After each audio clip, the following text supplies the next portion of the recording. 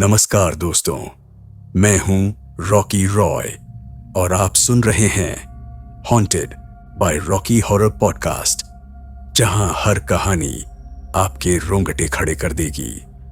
तो दोस्तों, आज की कहानी हमें एक सब्सक्राइबर ने भेजी है, तो बिना वक्त गंवाए आइए शुरू करते हैं आज की डरावनी सच्ची कहानी। तुम सब मरोगे। मेरा नाम आरव है और जो कुछ मैं तुम्हें बताने जा रहा हूं वो किसी किताब या कहानी का हिस्सा नहीं है। वो सब कुछ मैंने अपनी आंखों से देखा है, अपनी जिंदगी में झेला है। मेरा घर उत्तर प्रदेश के बांदा जिले के पास केन नदी से कुछ दूर चिता नाम के एक छोटे कस्बे में है। वो सोमवार की एक ठंडी सुबह थी। सावन की आखिरी बारिश थमी थी। आंगन में नीम के नीचे की मिट्टी अब भी गीली थी और उसमें से वो कच्ची गीली मिट्टी की खुशबू उठ रही थी। मैं रोज की तरह सुबह 5 बजे उठ गया, नल से पानी भरकर नहा लिया और अपनी पत्नी राधिका के लिए चाय चढ़ा दी। वो कभी इतनी देर तक सोती नहीं थी, लेकिन आज घर में अजीब सा सन्नाटा था। कमरे की खिड़की आधी खुली थी। पर्दे के पीछे से धूप की पतली सी किरण अंदर आ रही थी और बिस्तर पर राधिका बैठी थी, दीवार से पीठ सटाए, आंखें मेरी तरफ। मगर ऐसा लग रहा था जैसे वो मुझे देख ही नहीं रही। मैंने मुस्कुराकर कहा, राधिका, चाय ठंडी हो जाएगी। लेकिन उसने कोई जवाब नहीं दिया। मैं उसके पास गया, उसके गाल को हल्के से छुआ और उसी पल मैंने देखा उसकी पलकें झपक नहीं रहीं, आंखें लाल नहीं थीं, मगर उनमें एक कांच जैसा पानी भरा था। सांसें भारी थीं, शरीर कांप रहा था जैसे उसे तेज बुखार हो, लेकिन चेहरा एकदम सामान्य। मैं डर गया। उसका हाथ पकड़ा, बर्फ जैसा ठंडा। मैंने मां को आवाज दी, मां जरा आना, राधिका का मूड कुछ ठीक नहीं लग रहा। मां कमरे में आई और मुस्कुराकर बोली, अरे कभी कभी ऐसा होता है बेटा, शायद तुमसे रूठी होगी। झगड़ा हुआ क्या? नहीं मां, ऐसा कुछ नहीं हुआ। राधिका अब भी चुप थी। मां ने उसके पास जाकर कहा, राधिका नीचे चलो, चाय पी लो। राधिका ने धीरे से गर्दन मोड़ी और मां की तरफ देखा और फिर एक ऐसी मुस्कान खींची जो मुस्कान नहीं थी। होठों के कोने फटते हुए ऊपर खींचे, आंखें फैल गईं और उसने बहुत धीमी आवाज में कुछ बुदबुदाया, पर मुझे कुछ सुनाई नहीं दिया।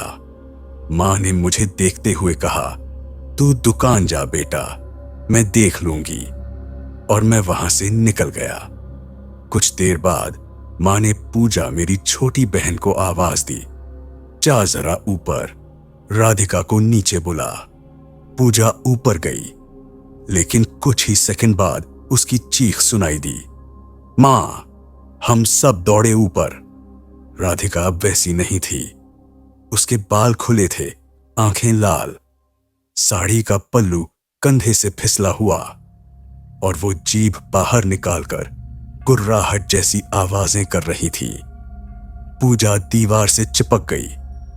भाभी, क्या चाहिए? उसने डरते हुए कहा। राधिका ने गुस्से में बोला, जा नीचे, निकल यहां से। उसकी आवाज में कोई और था। वो राधिका नहीं थी। पूजा डरकर भागी। मां ऊपर आई और जैसे ही उन्होंने राधिका को पुकारा, वो अचानक दीवार की तरफ मुंह करके बैठ गई। मां ने डरते हुए उसके कंधे पर हाथ रखा और उसी पल उसने मां का हाथ पकड़ लिया और नुकीले नाखूनों से उन पर वार करने लगी। मां किसी तरह अपना हाथ छुड़ाकर कमरे से भागी। दरवाजा बाहर से बंद कर दिया। अंदर से राधिका चिल्ला रही थी, दरवाजा खोलो, मैं तुम्हें मार दूंगी, मैं तुम्हें खत्म कर दूंगी। हम सब नीचे सन्न खड़े थे। मैंने डॉक्टर को बुलाया। डॉक्टर कुरैशी, वो 2 महीने पहले ही हमारे कस्बे में आए थे। उन्होंने कहा, ठीक है, मैं आता हूं। कुछ देर बाद वो आए। राधिका अब फिर से शांत थी, बिस्तर पर चुपचाप बैठी। डॉक्टर ने उसकी नब्ज देखी, आंखों में टॉर्च मारी। पुतलियां सिकुड़ी नहीं। वो बुदबुदाए। कभी कभी डिप्रेशन या डिसोसिएटिव एपिसोड में ऐसा होता है। उन्होंने वाक्य पूरा नहीं किया था कि तभी खिड़की से तेज हवा का झोंका आया और उसी पल राधिका झटके से उठी और डॉक्टर की छाती पर मुक्का मारा। डॉक्टर दीवार से टकराकर नीचे गिरे। राधिका ने साड़ी के पल्लू से चाकू निकाला। हम सब घबरा गए। डॉक्टर किसी तरह बाहर भागे। राधिका ने वो कर्कश हंसी जो किसी और की थी, इंसान की नहीं। वो दरवाजे को पीटने लगी। खोलो दरवाजा, खोलो। 3 आवाजें एक साथ, अलग अलग सुर में, और फिर अचानक शांत। मां कांप रही थी। पूजा की आंखों से आंसू गिर रहे थे। मैंने पिता को फोन किया। पापा, जल्दी घर आ जाइए। डॉक्टर बोले, यह मामला साधारण नहीं है, इंसानी इलाज से बाहर की बात लगती है। शाम तक हमने फैसला किया कि किसी बाबा को बुलाना होगा। लोगों ने नाम बताया, बाबा शंकरानंद, जो पास के मंदिर में रहते हैं। कहा जाता था उन्होंने काशी के श्मशानों में वर्षों तक साधना की है। मैं उनके पास गया। उन्होंने मुझे देखा और बिना कुछ पूछे बोले, कब से हो रहा है ये सब? सुबह से, मैंने जवाब दिया। उन्होंने कहा, ठीक है, मैं आऊंगा सही समय पर। और जब वो बोले सही समय, उनकी आंखें बंद थीं, पर मुझे लगा जैसे वो किसी और को देख रहे हों जो मेरे पीछे खड़ा था। बाबा शंकरानंद के आने के बाद राधिका के कमरे में क्या हुआ? कौन थी वो परछाई जिसने राधिका के शरीर को अपना घर बना लिया था? और अमावस्या की रात किसकी जान लेगी?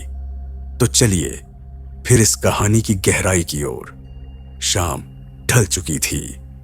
आसमान में धुंध छा रही थी और चांद का एक टुकड़ा बादलों के पीछे से झांक रहा था। घर के बाहर नीम के पेड़ की छांव में मैं खड़ा था जब मैंने दूर से एक आदमी को आते देखा।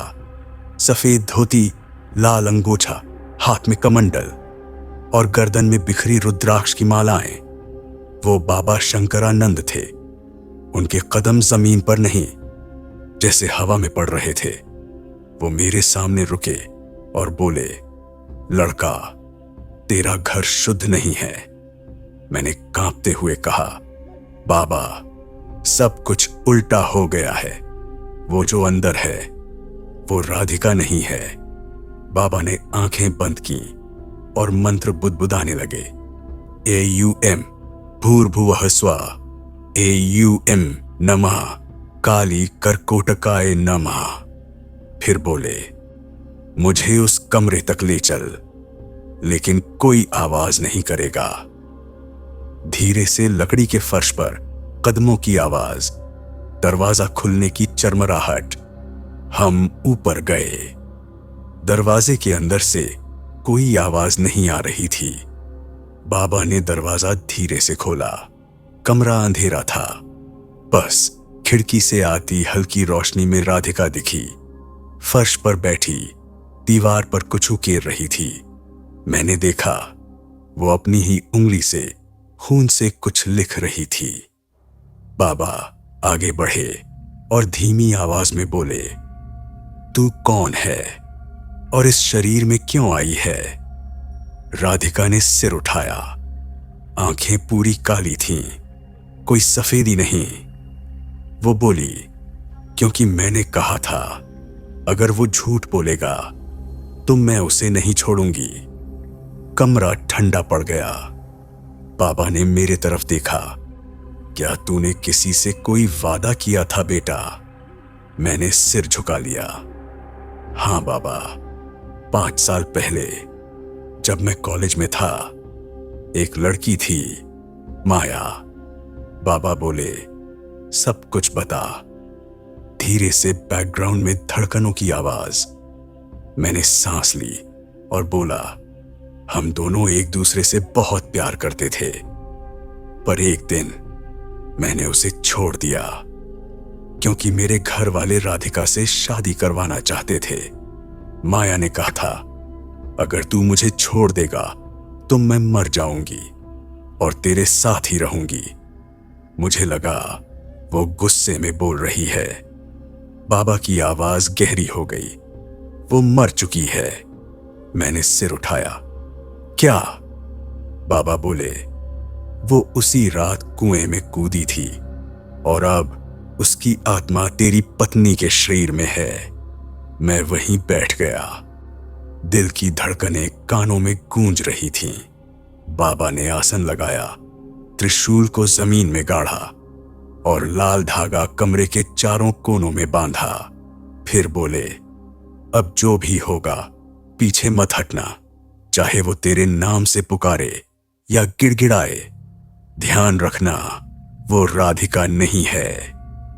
तेज हवा की आवाज, दरवाजे का झटका।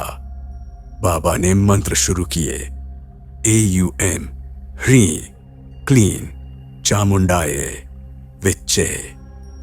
दीपक की लौ अचानक नीली हो गई। कमरे में धुआं फैल गया। राधिका का शरीर झटके खाने लगा। वो चिल्लाई, रुको, उसे कुछ मत कहना, वो मेरा है। बाबा ने त्रिशूल उसकी तरफ किया। तेरी मुक्ति होगी अगर तू इस शरीर को छोड़ दे। राधिका जमीन पर गिर पड़ी। सांसें तेज, आंखें उलट गईं और फिर उसने आरव की आवाज में कहा, आरव, तुमने कहा था कभी नहीं छोड़ोगे। आरव सन्न रह गया। वो वही आवाज थी माया की। बाबा ने आदेश दिया, पीछे हट जा, नहीं तो वो तुझे भी खींच लेगी। राधिका उठी और हवा में तैरने लगी। उसकी आंखों से खून बहने लगा और फिर एक झटके से सब शांत हो गया। वो जमीन पर गिरी। सांसें रुक गईं। आरव चिल्लाया, राधिका। बाबा बोले, शरीर अब खाली है लेकिन आत्मा अब भी गई नहीं। कमरा ठंडा हो गया। बाबा की मालाएं टूटकर जमीन पर गिर पड़ी और फिर पीछे से किसी के फुसफुसाने की आवाज आई, तुम सब मरोगे। बाबा ने आंखें खोली। अभी खतरा टला नहीं है। अमावस्या की रात से पहले इस घर को छोड़ दो, वरना जो बचा है वो भी चला जाएगा। उस दिन के बाद हमारे घर में कोई चैन की नींद नहीं सोया। हर रात राधिका करवटें बदलती और नींद में बड़बड़ाती, वो आ रही है, वो आ रही है। मैंने बाबा को फोन किया पर उनका फोन बंद था। मंदिर में जाकर पता किया। लोगों ने बताया कि बाबा पिछले 2 दिनों से कहीं बाहर गए हैं और उधर अमावस्या बस एक रात दूर थी। रात के 11 बजे का वक्त था। पूजा नीचे कमरे में सो रही थी। मां तुलसी के पास दीपक जलाकर प्रार्थना कर रही थी। मैं राधिका के पास बैठा था। वो बिल्कुल चुप, जैसे नींद में हो। मैंने धीरे से उसका हाथ पकड़ा। राधिका, तुम ठीक हो ना? उसने आंखें खोली, धीरे से मुस्कुराई और बोली, हाँ आरव, अब सब ठीक है। मैंने राहत की सांस ली, पर उसी पल उसकी मुस्कान जरा और खिंच गई, इतनी कि उसके होंठों से खून की पतली रेखा निकल आई। उसने फुसफुसाते हुए कहा था ना, मैं हमेशा तेरे साथ रहूंगी। और तभी पीछे की खिड़की अपने आप बंद हो गई। हवा नहीं थी, लेकिन पर्दे लहराने लगे। दीपक की लौ उलटी जलने लगी, नीचे से ऊपर नहीं, ऊपर से नीचे। मैं डर के मारे पीछे हट गया। राधिका अब बिस्तर से उठ चुकी थी, आंखें काली, आवाज भारी। कितनी बार कहा था किसी और से शादी मत करना। मैं चिल्लाया, माया तू क्या चाहती है? वो हंसी, ऐसी हंसी जो किसी इंसान की नहीं थी, धीरे धीरे टूटती हुई, गूंजती हुई। तुम सब मरोगे।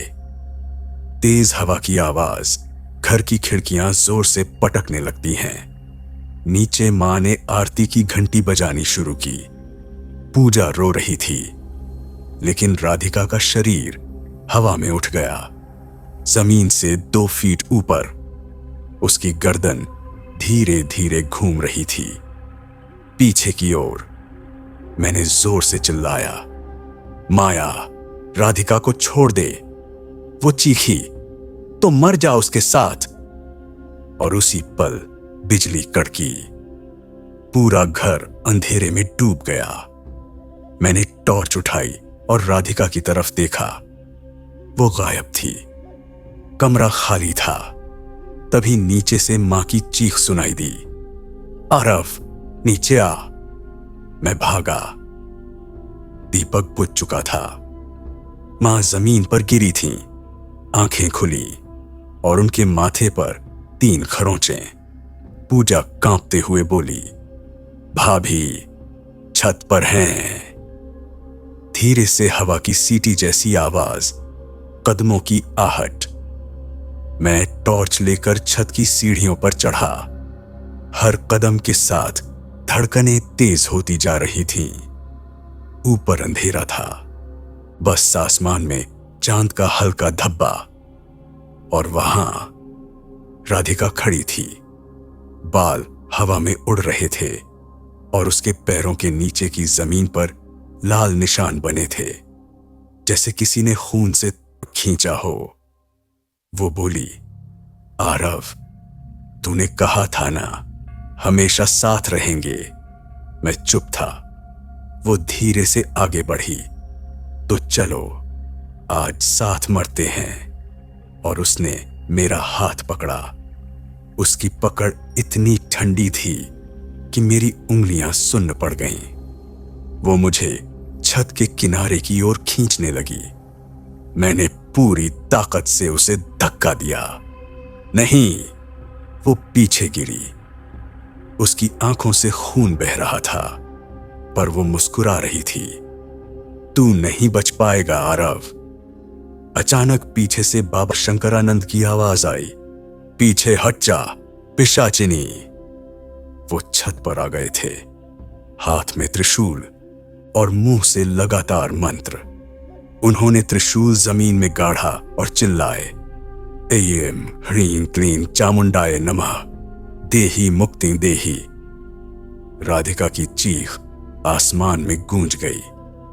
उसका शरीर हवा में उठा और फिर जमीन पर गिरा, आंखें बंद, सांसें रुकी हुई। बाबा ने कहा, शरीर मुक्त हो गया है, आत्मा अब शांत है। मैं राधिका को गोद में लेकर फूट पड़ा।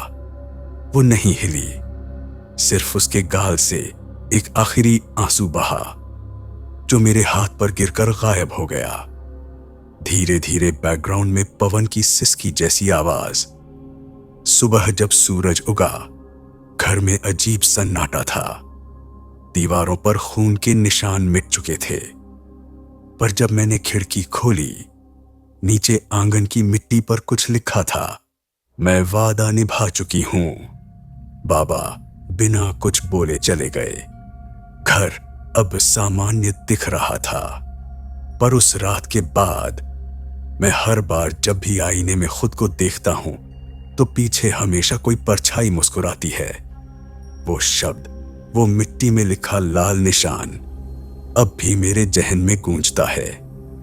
राधिका चली गई थी, या कहूं राधिका को मैंने खो दिया था। उसके अंतिम संस्कार के बाद मैंने उस घर को हमेशा के लिए छोड़ दिया।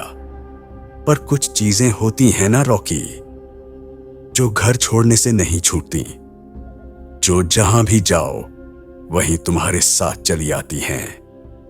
धीरे से ट्रेन की सीटी की आवाज, बैकग्राउंड में हल्की बारिश। मैं अब शहर में था। नौकरी लग गई थी और जिंदगी जैसे धीरे धीरे पटरी पर लौट रही थी। पर हर रात ठीक 2:33 पर मेरे कमरे की लाइट अपने आप झिलमिला जाती। कभी शीशे पर उंगलियों के निशान दिखते, कभी आईने के पीछे से हल्की सांसों की धुंध। शुरू में लगा थकान है, वहम है, पर एक दिन धीरे से दरवाजा खुलने की चरमराहट।